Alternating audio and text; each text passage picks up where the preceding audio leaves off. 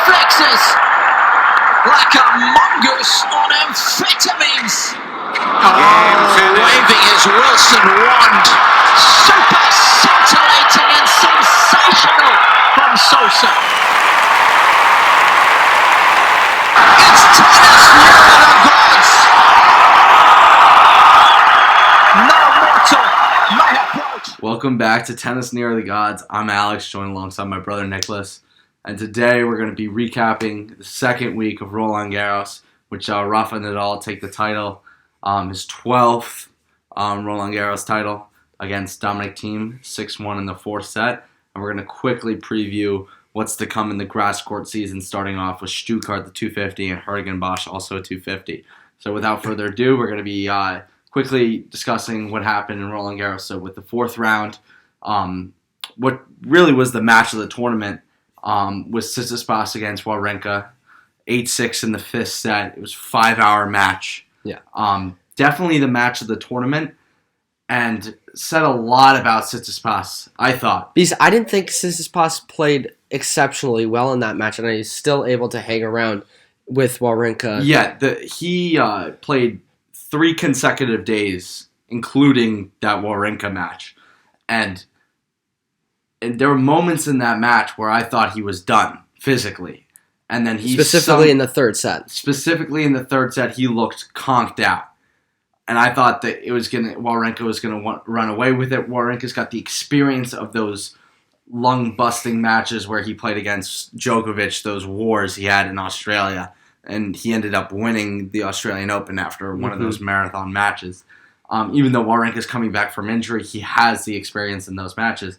And I thought that he was going to run away with that match. And Tsitsipas fought his way back, and he was the one who had the chances in that fifth set. He had numerous break points in a couple different games before Wawrinka ended up pulling it out. So that was awesome to see. Stan come back and win. Another incredible match was the Nishikori-Benoit pair. The scoreline looks better than the actual match was, in my opinion. I thought Nishikori basically told Benoit pair, here, win the match, and Benoit pair basically gave it right back to him, saying, no, I do not want to win this. Pair looked so tight in the fifth set. He looked very nervous when he went to serve at 5-3. I mean, could not hit the broadside of a barnyard with his forehand at the end of the fifth set when serving for it. So that was a little bit disappointing because I wanted to see Pair make his first ever major quarterfinal. But in the fourth round, another story was Khachanov took out Del Potro. But as you said, Del Potro was compromised. Del Potro was injured, but Khachanov, that's a big result for Khachanov because he struggled this year, making a quarterfinal of a Grand Slam. Team took Monfils to the woodshed. I did change my prediction, thinking Monfils would put up more of a fight, and I was absolutely wrong. Team made him look silly. And then Zverev had a big win over Fognini. Big win for Zverev because he's been struggling with winning. And is able to defend his quarterfinal run of last year. And I thought that was one of those matches where Zverev was so tight. I mean, there was a point in that fourth set where his forehand could not get past the service line, and Fognini just duffed forehands. I was convinced that Fognini was going to win that match in 5. I thought Fognini was going to win that match in 5, looking at how Zverev played, but Fognini just checked out, it seemed like, mentally. Wasn't 100% there. So that summed up pretty much with the fourth round. And in the quarterfinals, the only match that I was excited for was the Wawrinka Fed. I thought that was the only questionable match, and it turned out to be, the only questionable match, the only match that wasn't straightforward. Because Thiem rolled over Khachanov, and Djokovic rolled over Zverev, which I was pretty convinced was going to happen. I said this before. Zverev is not looking good. Even though he's being more positive, he's trying to look at this whole positive spiel. He is not playing good tennis for what he produced in last the past, year. Yeah. And for his caliber player, I think it's subpar. And I feel the story of the tournament for Dominic Thiem was peaking in the later stages of the tournament. He went 4 sets in his first 3 matches, I believe. And then he put on 3 great performances in a row. Yeah, the Khachanov match, he hit something. He hit under 20 unforced errors. It was like 9. I think it was 9 unforced errors or something like that in that match, which is bananas for a guy like Thiem who cranks the ball. Yeah. So that was a sign going into that Djokovic match that it was going to Something be to watch interesting. out for. Yeah. I thought the Stan Federer match was my second favorite match of the tournament behind the I thought Fed was always in control. Fed played a great match. I did think Wawrinka was going to win just because he could. The clay, I thought he was going to step back and just wail on the ball. But it got interrupted by rain here and there, and especially in the fourth set. So I don't know if that. I think that definitely did not help Stan because the stopping and starting for a guy who's already exhausted. Yeah, and it looked like he was fatigued. He wasn't going after every ball. He was picking and choosing where to put his effort, which is completely understandable after playing over 5 hours 2 days prior. And I thought, so that summed up the quarterfinals, and what we really got was an awesome semifinal. Exactly what anyone who saw the draw to start off the tournament would have wanted, seeing Djokovic Thiem and then Fed Nadal. Yeah. But these matches, I thought the first day of the semifinals was definitely like not scarred, but the quality of tennis was definitely underwhelming, or not underwhelming, but there was so much wind and the conditions were so tough that I thought the Fed Nadal match turned out to be not that interesting. It just Fed was struggling with the wind and trying to get the ball by Nadal in the wind, and it seemed just impossible for him. And I felt like Nadal felt so confident in what he was able to do. Nadal just basically said, I'm going to keep the ball not down the middle of the court, but he's like, I'm going to put the ball in the court and kind of torture you with the sense that you're not going to be able to get the ball by me. It's cold out. It's windy, which means the clay is I heard it was like gusts up to 40 miles an hour. Yeah. It was really tough conditions. So the clay is going to be even slower. So Fed was really at a disadvantage to start off that match. And he's never been that good in the wind. He's always struggled with the wind. He's had one big win in the wind over Agassi, I think it was. But other than that, his playing in the wind is not great. He's not a great when the conditions are very tough. He's very precise with his hitting, and a guy against Nadal who throws the ball up very heavy. Yeah. The wind's going to manipulate the ball. It's going to give him some extra weird bounces and all that. And I thought that put. I think he served like 80% first serves. He played very high percentage tennis, and he just And then what I thought, I mean, Djokovic Thiem was in contention for the second best match of the tournament. The beginning was abominable from Djokovic. It wasn't abominable, but Djokovic struggles in the wind massively. I mean, everyone struggles in the wind, but he specifically voices his discontent for the wind, and the conditions were not. It's not helping anyone, but Thiem can hit through the wind a little bit better for sure. He's got more firepower.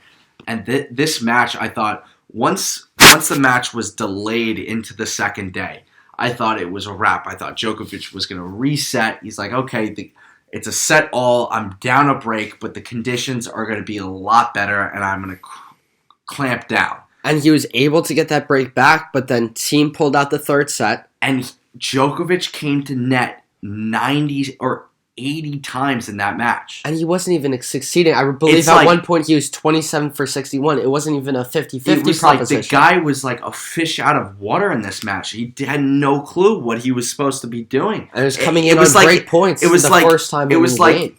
One of the greatest baseliners, probably one of the best defenders and the best returner of the game was like, I cannot beat this guy off the ground.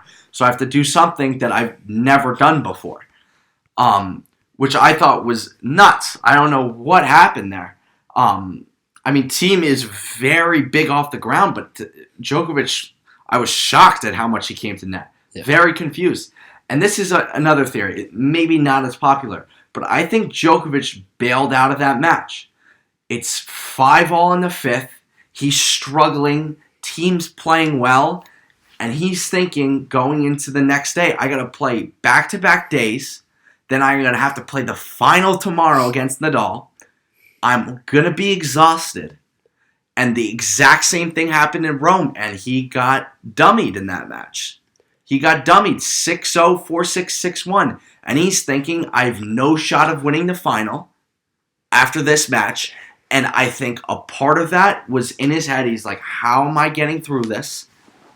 He wasn't consciously thinking that, but the performance of the last two games was shocking. It was really shocking. Because he had gained back the momentum. Even when he was down the break when team served forward at 5-3 or something. Yep. I think that might have been in his mind where it's like Nadal is the next match. He's gonna be fresh. And I'm going to be exhausted if I win this. Yeah. How am I going to win that match? And you saw it with Team. Team gave everything he had in that final. Everything he had in the final. I mean, that second set Team played, he emptied everything he had on the court. Even in the first set. No. The second set specifically. Yeah. He gave everything he had and was exhausted. Like, Team, think about it. The guy has to play 2 days in a row against Djokovic. He plays an absolute war, 7-5 in the fifth. The emotional and physical tax on you coming through that match. And then the next day, less than 24 hours, you have to play an even more emotional match. Yeah. The second year in a row, you're going to play the final of the French, which is your best result ever, in my opinion. Oh, I'd say winning the Masters 1000 close second, but in terms of being a finalist at a Grand Slam, that's huge. You lost to the guy the year before in the final. Straight sets. This year, you play a war with Djokovic, and you have to calm down, and then you have to emotionally build up and physically build up for that next match. How do you do it? Yeah. I don't think you do it. And I think he really felt that if he had that extra day, he could have, and I personally believe I don't think either Djokovic or Team, I think they could have put up an even better fight. A better fight. I'd say a better fight. Team was gassed. Yes. And Nadal just... And it showed in the third and the fourth. And Nadal, I think, just waited him out. Yeah. Waited him out. He's like, okay, you're gonna throw your best shot at me, and I'll just take it, and I'll wait for you to tire. Yeah. It's like exactly what happened like in boxing when it was the exact same thing happened. He kind of sat back and said, okay, I'm going to let you just throw haymakers at me. Yeah. And I'm not going to go out. I'm not going to play as aggressive as I can and try to force you back. I'm going to let you just tire out. And then he literally was left for dead after the second set. 6-1, 6-1. The level drop was drastic, I thought. Like, not drastic in that he just sucked, but like, you could see the energy was definitely not there. The shot making wasn't as great. He just was conked out there. Done.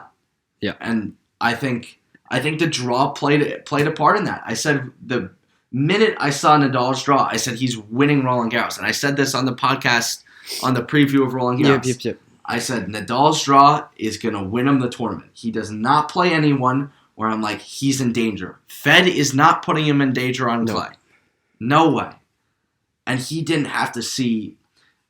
He didn't have to see anyone. No. I mean, the toughest guy he fit, like Nishikori, 1-1-3. Goffin took a set off of him, but I think that was a lack of focus. Mm-hmm. Lack of focus. Goffin picked up his level, and it's the third round. Nadal's like, I got a while to the final. Yeah, I'm chilling. So that's what I thought. At least I thought Djokovic bailed out of the semis. I did. I really do. I think the coming to net.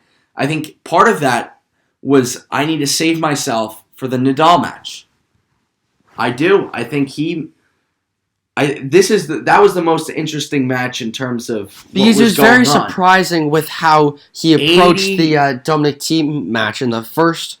The first day, because in his first 5 matches or he was laser focused and everything was just so methodical and down to a T. How many times did he come to the net in his first 5 matches? I mean, he hung behind the baseline and was brilliant. Mm-hmm. He 18 unforced against Zverev, which is brutal on clay. Brutal. Against a guy who serves 140 and has a massive backhand. Like, that's a tough ass to do. And he was going bananas for missing shots. Like, he was locked in for the behind the baseline. Yep. And then he goes into the next match and comes to net. He just bum rushed the net. And he did nothing like of that sort in his first 5 matches before that. Which I'm telling you, it had something to do with he didn't think he could deal with team's firepower. And he peaked a bit early. No, not peaking early. I think he didn't. I think it was a combination of knowing Nadal's the next match. The last time, or in Rome, I stayed behind the baseline and went to war, and I had no energy for that final against Nadal, and I was screwed.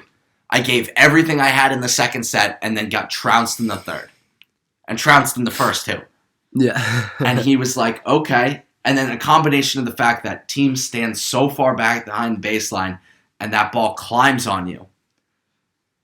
And so I think he went into a style of game, or his game style just took a drastic turn in this match, and it cost him dearly. It cost him dearly. I thought, and obviously the conditions, didn't help anyone, but that definitely didn't help Djokovic to start going down or being a set-all and a breakdown. Yep, for sure. I thought if it had just been on that second day when they had played, I think Djokovic wins for sure. I think definitely different approach to that match, but I think he panicked in that match. So yeah, that's my takeaway. Yeah. From everything. It was a fun clay season while it lasted. There's some more clay tournaments over the summer after Wimbledon, but it's not really the clay season, so that's about it. And now we got the grass court season starting up. Which with Stuttgart the 250, as I said, and s-Hertogenbosch. In Stuttgart, you have Zverev as your 1, Kachanov as your 2. The real thing this year is Fed is not playing, obviously, because he played the French. Yeah. I think he's probably going to play Halle, right? I would guess he's playing Halle. He's won that like 10 times or something like that. That would be my guess. And I think it'll be really interesting to see, which we haven't seen. We have no real data to see how Felix Auger-Aliassime will perform on grass. He'll perform well. The guy hits massive serve. He comes forward well. I think good. Like, it's tough to preview right off the start, but my forecast for the grass season would be, and I would have to see Djokovic because I'm assuming Djokovic will play Queen's Club like he did the year before. I think Federer takes the Wimbledon this year. I really do. I love the way Federer is thinking on the court, playing. The whole red clay season, I don't think hurts him at all for Wimbledon. I think it might And I think Nadal's got a good shot also. It might shorten his season on the back end, but I think for Wimbledon, it's grass. I do not think Nadal is winning it. I don't think he's winning, but I think he'll be in contention. Unfortunately, we haven't seen Kevin Anderson or Milos Raonic play in tournaments struggling for a while. with injuries. I think those are two great grass quarters. I think the grass court season could help Zverev. I could see him making a run. Because the guy bombs his serve. And he has to stay Has a rocket on his arm. He can't be standing 10, 15 feet behind the baseline. And his backhand's money, no matter how tight he is. Backhand line. So I think that's someone I... Ooh, Fusovic versus Basilashvili, baby. Yeah, I know. One of my favorite matches. But I think looking in the grass court season, it's tough to start off right now. Next week, we're going to talk more about it. We're going to be recapping what happened this week and then previewing, I think, the 2 500s that are going to start up. And then... Yeah, exactly. So the grass court season's quick. It comes right at you. But I would say going into the grass court season, Fed is just my prediction right off the bat. I love the way he played on red clay. Yeah. Loved it. And didn't think, physically, other than he pulled out of Rome just because he wanted to be more fresh. That's expected. That was to be expected. I think the grass court season is where this... I think he's got a big shot at Wimbledon this year. He always does, but I think he wins it this year. And I think Zverev regains his confidence. I think he makes like a semi. Really? Yeah. I mean, depending if he has to I think play. the draw, like as Tsitsipas, who's the number 1 seed in Hertogenbosch, he's a great all-court player.